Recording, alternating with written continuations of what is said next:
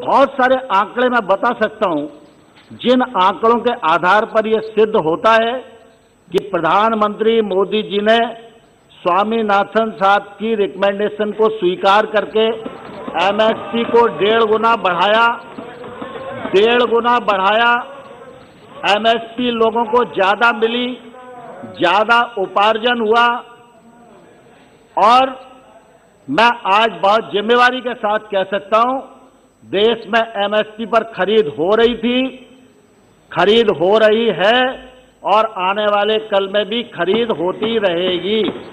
इसमें किसी को शंका नहीं होनी चाहिए।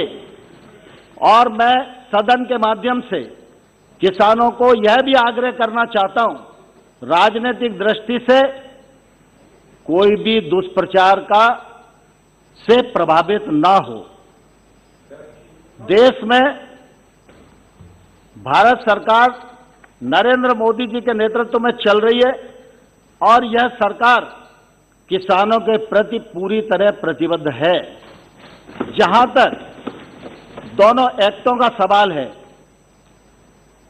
अब ऐसा लगा कुछ लोगों के भाषणों से तो कि अचानक ही कुछ हो गया और कुछ लोगों ने काला कानून तक कह डाला।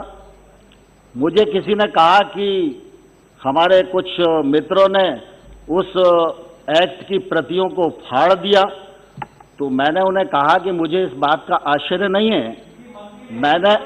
मैंने इस सदन में एक पार्टी के वरिष्ठ नेता को उन्हीं के पार्टी के प्रधानमंत्री के द्वारा बनाया गया एक्ट उसको लोकसभा में फाड़ते हुए देखा है, तो इसलिए मुझे इस मामले में कोई बहुत आश्चर्य नहीं होता। दूसरा मैं दूसरा मैं आपको कहना चाहता हूं,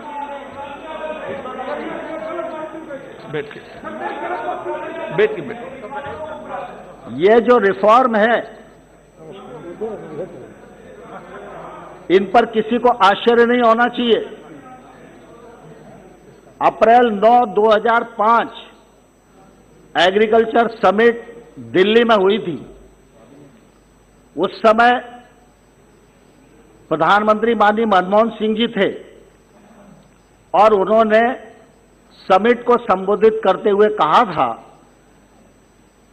कि सभी वस्तु एवं सेवाओं के लिए स्थानीय मार्केट को एकीकृत किए जाने हेतु उनकी सरकार प्रतिबद्ध है। समय आ गया है कि कृषि उत्पादों के लिए हमको पूरे देश को एक कॉमन सिंगल मार्केट बनाना है।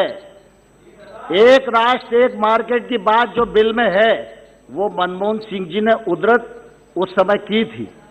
हमको व्यवस्थित तरीके से आंतरिक नियंत्रण एवं बाधाओं को हटाना है तथा हमें किसानों एवं एनजीओ, सहकारी संस्थाओं एवं प्राइवेट कंपनियों के माध्यम से मध्य प्रत्यक्ष विपणन को इनेबल प्रोत्साहित करना चाहिए। ये मैं नहीं कह रहा, माननीय मनमोहन सिंह जी का बयान है।